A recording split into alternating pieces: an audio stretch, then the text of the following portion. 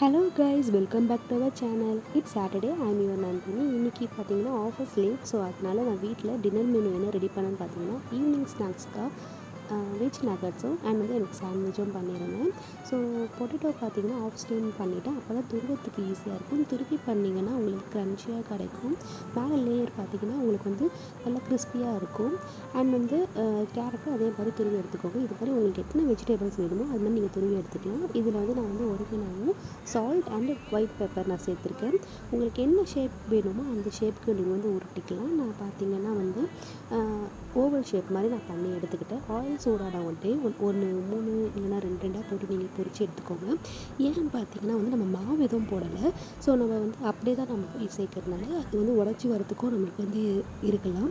So அதனால் இதே மாதிரி நீங்கள் 2 3 அது மாதிரி பொரித்து எடுத்துக்கோங்க. இதே மாதிரி ரெசிபி வேணும்னா கமெண்ட் செக்ஷனில் சொல்லுங்கள். வேறு ஒரு வீடியோவில் பார்க்கலாம். பாய்.